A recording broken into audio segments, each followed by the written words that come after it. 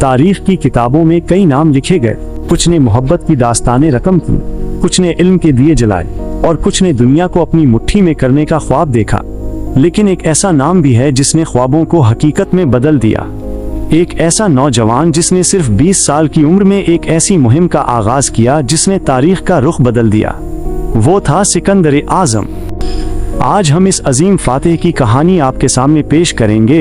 एक ऐसी कहानी जो बहादुरी, हिकमत अमली और जुनून से भरी हुई है। एक ऐसा सफर जिसने उसे मकदूनिया के एक नौजवान शहजादे से दुनिया का सबसे बड़ा फातेह बना दिया। तो चलें, हमारे साथ मिलकर इस सफर का हिस्सा बने और जानें कि आखिर सिकंदर ने दुनिया को कैसे फतह किया। दूसरी और तीसरी बड़ी जंग, इशस गाओगमेला की जंगें, जिनमें सिकंदर ने फारसी बादशाह दारियोश सोम को फैसला कुन शिकस्त दी।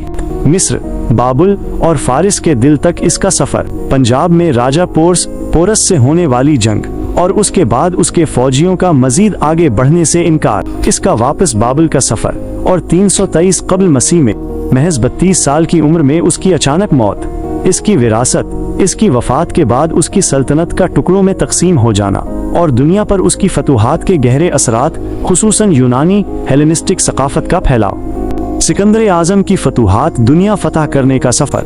334 कब्ल मसीह में सिकंदर ने दरियाए ग्रानेक्स के किनारे अपनी फौज के साथ फारसियों का सामना किया। अगरचे फारसियों के पास ज्यादा फौजी थे, लेकिन सिकंदर ने अपनी बहादुरी और गैर मामूली हिकमत अमली से उन्हें शिकस्त दे दी। ये फतेह फारिस पर कब्जे के लिए पहला कदम साबित हुई। ग्रानेक्स की फतह के बाद सिकंदर आगे बढ़ता गया। इसका सामना अब खुद फारसी बादशाह दारियोश सोम से हुआ। 333 कब्ल मसीह में जदीद तुर्की के इलाके में एसिस के मकाम पर दोनों की फौजें आमने सामने थीं।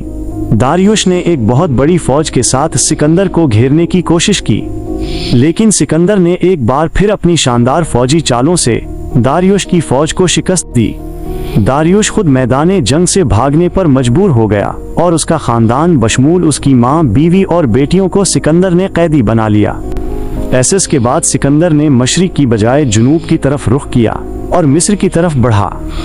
मिस्र के लोग फारसियों के जुल्म से तंग आ चुके थे, इसलिए उन्होंने सिकंदर का इस्तकबाल एक निजात दहिंदा की तरह किया। सिकंदर ने बगैर किसी मुजाहिमत के मिस्र को फतह कर लिया और वहां इस्कंदरिया शहर की बुनियाद रखी, जो आज भी एक अहम शहर है।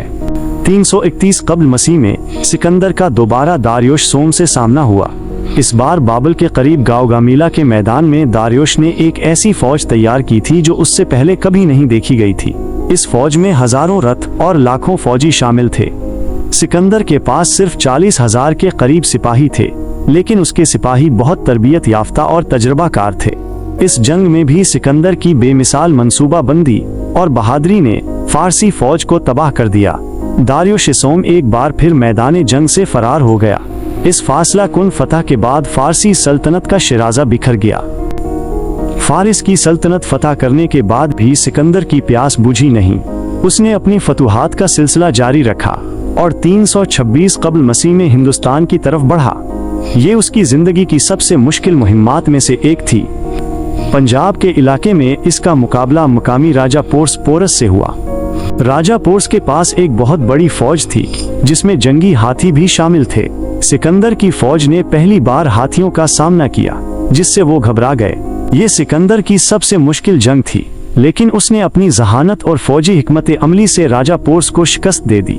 सिकंदर राजा पोरस की बहादुरी से बहुत मुतासिर हुआ और उसकी सल्तनत उसे वापस कर दी।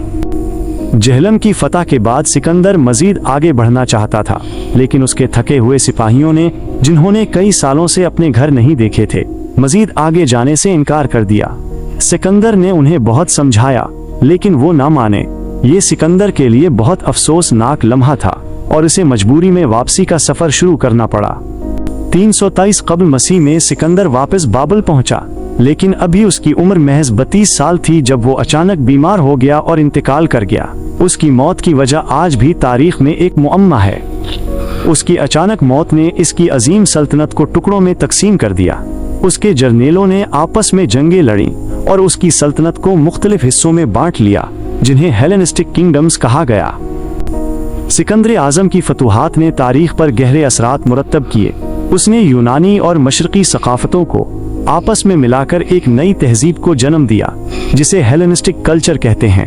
उसकी कायम करदा शहर जैसे इस्कंदरिया, मिस्र, बगदाद इराक और काबुल अफगानिस्तान आज भी मौजूद हैं। उसने सिर्फ इलाके ही नहीं जीते बल्कि इल्म, साइंस और फन को भी फैला दिया। इसका मुख्तसर सा सफ़र हज़ारों सालों के लिए तारीख का रुख बदल गया। सिकंदर आज़म ने एक ऐसा निशान छोड़ा है जो आज भी दुनिया भर के लोगों को मुतासिर करता है। ये था सिकंदर आज़म की फतूहात का एक मुख्तसर सफ़र। एक ऐसा नौजवान जिसने दुनिया को अपने कदमों में लाने का ख्वाब देखा और उसे पूरा भी किया। तो दोस्तों, ये थी सिकंदर आज़म की फतूहात की कहानी। एक ऐसा सफ़र जो मकदूनिया के एक छोटे से इलाके से शुरू हुआ और दुनिया के सबसे बड़े हिस्से पर फैला। सिकंदर ने अपनी बहादुरी, गैर मामूली फौजी सलाहियतों और एक ना ख़त्म होने वाली प्यास के साथ एक ऐसी सल्तनत की बुनियाद रखी जिसकी मिसाल तारीख में मुश्किल से मिलती है। उसने फारिस की अजीमुशान सल्तनत को पाश किया, मिस्र को फतह किया और आखिरकार हिंदुस्तान की सरजमीन तक पहुंचा। लेकिन ये सफ़र अचानक ख़त्म हो गया। बाबिल में उसकी 32 साल की उम्र में वफ़ात ने उसकी अजीमुशान सल्तनत को उसके जर्नेलों के दरमियान तकसीम कर दिया।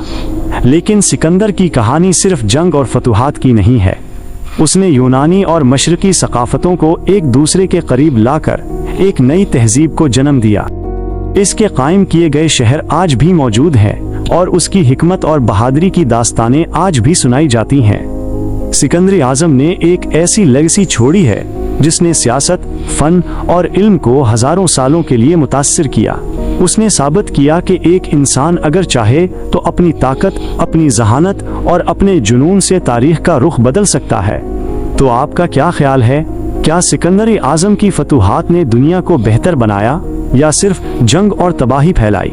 अपनी राय हमें कमेंट्स में ज़रूर बताएं। अगर आपको ये वीडियो पसंद आई हो तो इसे लाइक करें, अपने दोस्तों के साथ शेयर करें और ऐसी मज़ीद दिलचस्प तारीख़ी कहानियों के लिए हमारे चैनल को सब्सक्राइब करना न भूलें।